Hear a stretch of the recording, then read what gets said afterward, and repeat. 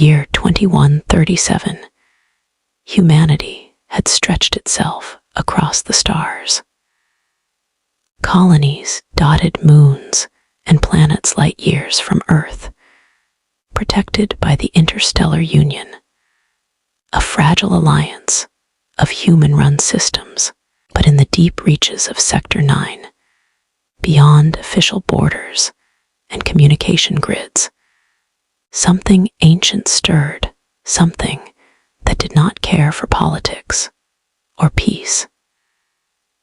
Outpost N-22, located on the forest-covered exoplanet Virx, was a research station devoted to cataloging alien flora and fauna. It had gone dark. No distress beacon. No power signature. Just silence. That was why Commander Jalen Corvus and his elite team of Union Recon were deployed under the call sign Shadow Lantern. Their mission was to find survivors, if any, and restore contact. But what they were walking into was more than a blackout. It was a hunt. Jalen was a veteran, scarred, cold, efficient. War had taken much from him, including his ability to trust easily. His second-in-command, Lieutenant Avalaisari, was the only one who could crack his armor. A xenobiologist turned soldier, Ava joined the Union Corps after losing her sister to an alien infection on a rogue mining world. Jalen had saved her once, and she'd been at his side ever since. Their dropship, Seraph II, descended through Virx's thick atmosphere. Storms brewed constantly here, and the jungles below pulsed with bioluminescent life. The air was humid, charged with electricity, and something else, something that made the hairs on the back of Ava's neck rise. The outpost was quiet. Too quiet. Doors hung open, equipment was shattered, and no signs of struggle, no bodies, just blood smeared across floors and claw marks deep in reinforced walls. Whatever did this, it wasn't local wildlife, Ava whispered, kneeling beside what looked like a melted security drone. Something tore through this with purpose. Jalen's team, 8 soldiers trained in extraterrestrial warfare, secured the perimeter. Motion trackers glitched. Visual drones failed mid-flight. At first, they blamed the atmosphere until Private Mendez vanished while setting up a sensor. One scream. Static, then gone. That's when they saw it. On a camera feed from Drone 07, a figure moved. Tall, bipedal. Its skin reflected the jungle around it like liquid chrome. Predator and ghost. It vanished as quickly as it appeared. Whatever it was intelligent. The team fell back to the command center, barricading it with whatever they could find. Ava studied the data, cross-referencing life signs. She found readings underground dozens, some stationary, some moving. Jalen, she said, her voice low, there's a nest beneath the outpost. It wasn't just one predator. It was a breeding ground. Heavily armed, the team descended into the tunnels. They found more than they bargained for. Cocooned bodies, organic technology fused with human metal, and walls that pulsed like a heartbeat. Then the predator struck. It moved faster than their eyes could track.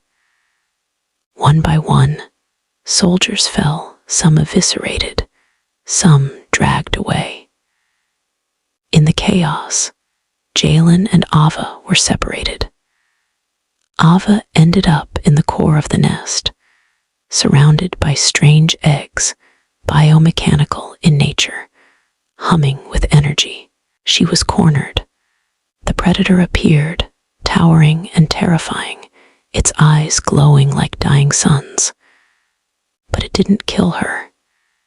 It hesitated, studied her. Ava realized something. These creatures weren't mindless killers. They were testing, evaluating. She activated her comms, broadcasting a signal, a recording of human speech, a peaceful message on loop. The predator recoiled, then tilted its head. Jalen arrived seconds later, guns blazing. He wounded the creature, and it screamed not in pain, but something that sounded like mourning. That was when Ava stopped him. "Wait," she shouted. "It didn't attack me. It was listening." Jalen lowered his weapon, his instincts at war with what he saw. Ava stepped closer to the wounded predator.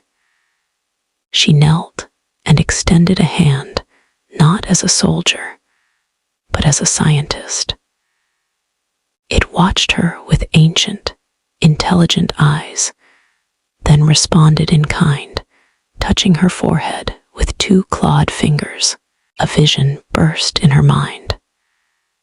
Their race, called the Sathari, were the original inhabitants of Vierks, driven into extinction by ancient war.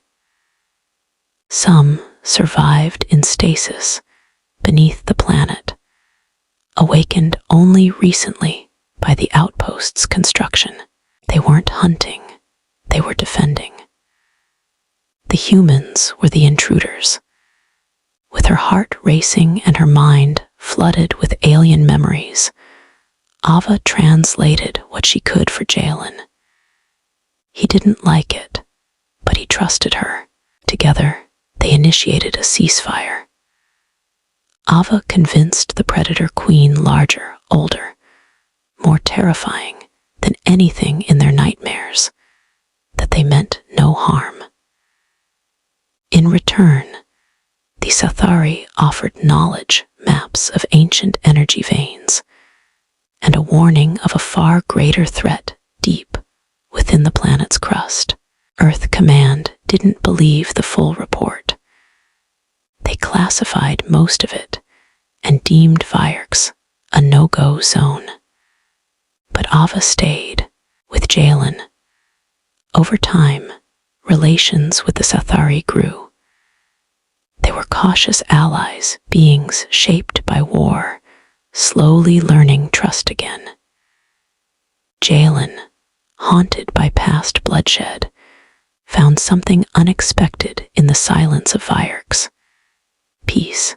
And with Ava, now an ambassador to the alien race, he found love. Something quiet, forged in fire. Together, they built a new outpost, one not of control, but of coexistence. Humans and Sathari, once predator and prey, now standing side by side under the shadowed canopy of a world that watched them all. From the darkness, they had brought light, and in the end, what hunted them from the shadows had shown them who they truly were.